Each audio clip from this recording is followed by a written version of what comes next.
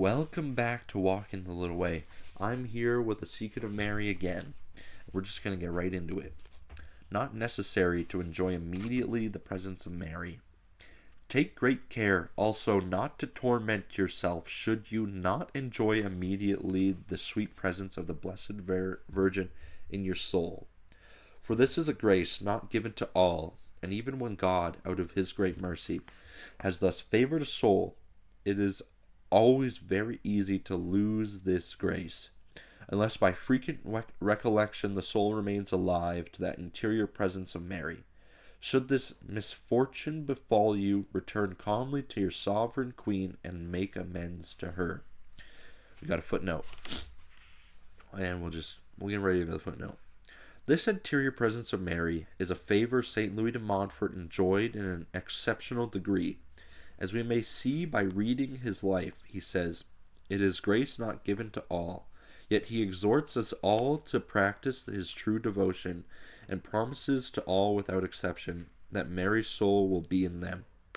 It is true, he always insists upon the condition of perseverance in practicing this devotion, as there are, however, but few souls who remain faithful to its spirit. Even in a lower degree, we must say that this presence of Mary is not given to all. Okay, so not all of us have been given the grace to feel Mary, but that does not mean that she's not there. And so if you decide to seek out and give yourself to this devotion, you may not feel it. In my life, in my experiences, I have felt Mary in my soul a lot. She has been a second mother to me. When I didn't feel as if I could go to my own mother, I felt as if I could go to Mary.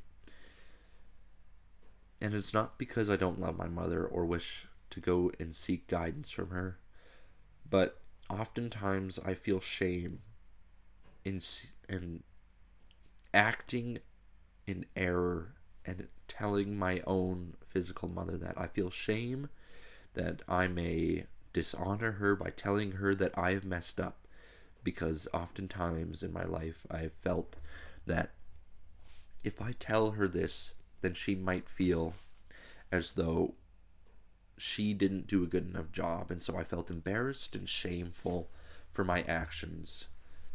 But I totally should have gone to her. But the fact that I was able to go to Mary and feel her guidance in my life is amazing. You might not feel that, but you might also feel that. But just because you don't feel that is no reason to not continue giving yourself to Jesus through Mary. So we'll move on to the next part. Wonderful effects of this interior practice. Experience will teach you much more about this devotion than I can tell you. And if you remain faithful to the little I have taught you, you will find so many rich fruits of grace in this practice that you will be surprised and filled with joy. Let us set to work then, dear soul, and by the faithful practice of this devotion, let us obtain the grace that Mary's soul may be in us to glorify the Lord, that her spirit may be in us to rejoice in God, said St. Ambrose. Do not think that there was more glory and happiness in dwelling in Abraham's bosom, which was called paradise, than in the bosom of Mary, in which God has placed his throne, as the learned abbot Gueric says. Okay, that section right there is kind of, in short, is just saying there's no better place other than being with Jesus and with God. There's no better place for us to be than Mary's bosom. So I'll move on to the next section. It establishes Mary's life in the soul. This devotion, faithfully produces many effects in the soul. The most important of them all is that it establishes even here below Mary's life in the soul, so that it is no longer the soul that lives, but Mary living in it. For Mary's life becomes its life. And when an unspeakable yet real grace, the Blessed Virgin Mary, the Blessed Virgin is queen in a soul, what wonders does she not work there? She is the worker of great wonders, practiced in our soul, but she works them in secret in a way unknown to the soul itself. For were it to know, it might destroy the beauty of her works. I don't have a lot to say there. I'll move on. I hope that if you pull anything out, you can let me know in the comment. You can share your thoughts in the comments. If you have something that you believe is profound and might add to what's said, please leave it in the comment. I would love to hear it.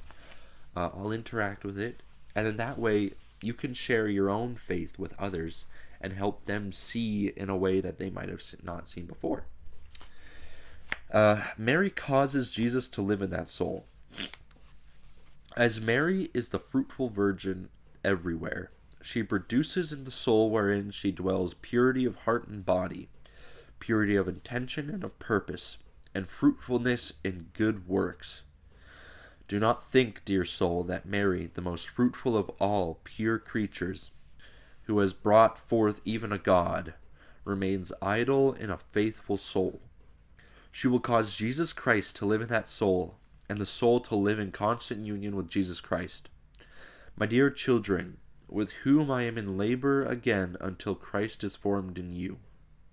If Jesus Christ is the fruit of Mary in each individual soul, as well as in all souls in general, he is, however, her fruit and her masterpiece, more particularly in a soul in which she dwells. Okay, so that section goes over how when you let Mary into your soul, Mary makes room for Jesus and brings him into your soul. Mary is the mother of Christ, and so if Mary calls for Jesus to be somewhere, Jesus, out of obedience to his mother, will be there. For Mary's intentions are always Christ's and God's intentions, as she is pure of heart and pure of soul. All of Mary's actions are for God, so when she asks something of God, God does it. So when Mary enters a soul, makes room in the soul, and asks Jesus to come into the soul, Jesus will come into that soul. So, yeah, that's pretty great. We'll move on. Mary becomes everything to that soul. In fine, Mary becomes everything to that soul in the service of Jesus Christ. The mind which we enlightened by Mary's pure faith, the heart will be deepened by Mary's humility. It will be dilated and inflamed by Mary's charity, made clean by Mary's purity, noble and great by her motherly care. But why dwell any longer on this? Only experience can teach the wonders wrought by Mary, wonders so great that neither the wise nor the proud, nor even many of the devout can believe them. Whew. That's pretty great. I don't have I think with this book, I am going to have some sections where I just talk and I talk and I talk. But there are definitely going to be a lot of sections where I don't have a lot to say. So I'll just continue moving on and reading. Special function of the Holy Slavery in the latter times. Through Mary, Jesus will reign. As it is through Mary that God came into the world the first time, in a state of humiliation and annihilation, may we not say that it is through Mary also that he will come the second time, as the whole church expects him to rule everywhere and to judge the living and the dead? Who knows how and when that will be accomplished? I do know that God, whose thoughts are as far removed from ours as heaven is distant from the earth, will come in a time and a manner that men expects the least. Even those who are most learned and most versed in Holy Scripture, which is very obscure on this subject. We ought also to believe that toward the end of time, perhaps sooner than we think, God will raise up great men, full of the Holy Ghost and imbued with the Spirit of Mary, through whom this powerful sovereign will work great wonders in the world, so as to destroy sin and to establish the kingdom of Jesus Christ her Son, upon the ruins of the kingdom of the corrupt world. And these holy men will succeed by means of this devotion, of which I do but give her here the outline, and which my deficiency only impairs. Okay. So I don't want to go too far off course, but they do say something here that I think is very important. We don't know when the end times are coming. And a lot of the time people like to think that we do, that we can see the signs, that we can know when it's coming. But we don't. We don't know. And me personally, I don't think about the end times. I live my life as a good Catholic, trying to live my life for Christ. I mess up sometimes, yes, but I do my best to live it for Christ. I don't think about the end times, and I don't let everything happen because of the end times.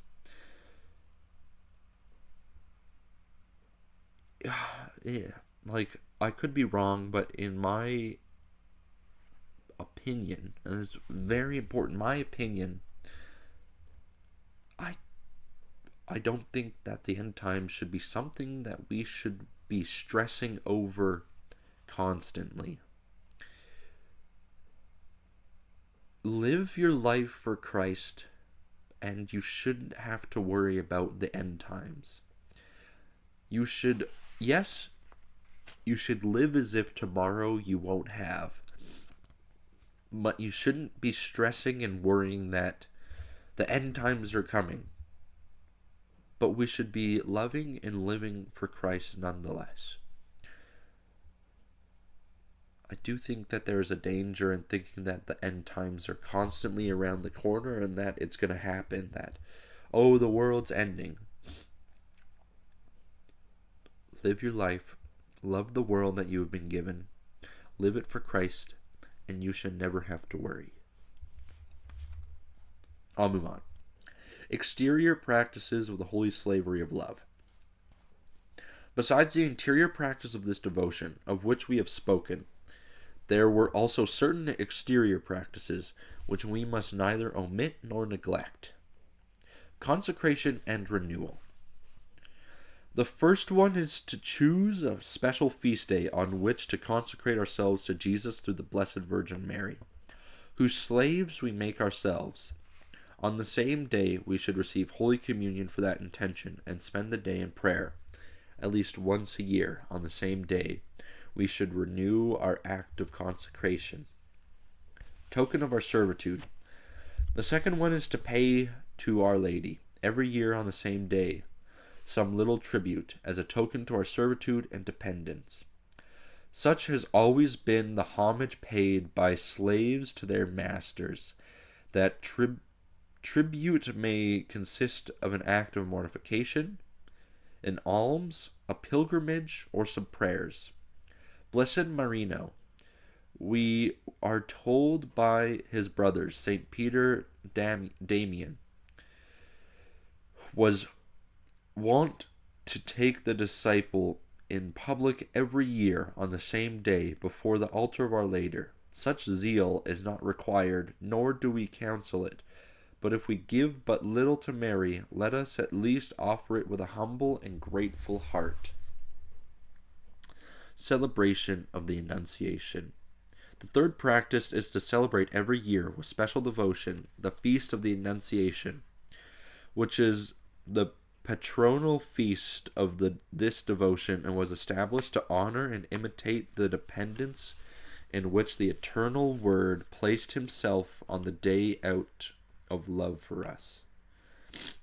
Recitation of the little crown of the Magnificat. The fourth external practice is to say every day the little crown of the Blessed Virgin, which is composed of 3 Our Fathers and 12 Hail Marys. Also often to recite the Magnificat, which is the only hymn of Mary that we possess. to thank God for his graces in the past and to beg of him fresh blessings for the present.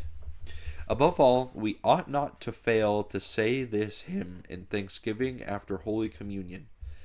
That learned Gerson tells us that Our Lady herself was wont to recite it after communion. Okay, so I think I'm going to end that today. I know that it's a little bit shorter, but I'm having some congestional issues. It's causing it to be very hard to talk. So I think I'm just going to leave that here today. I do hope that you guys learned something today. And I pray that you go and spread the word of this devotion to Mary to others. If you fear misleading others, then please don't. But if you have an understanding in which you can lead others in a way that is not misleading, preach it to others you know, that they may find Mary in their hearts and in their souls. So I'll let you get back to your day. Thank you for your time. Thank you for your day. Thank you.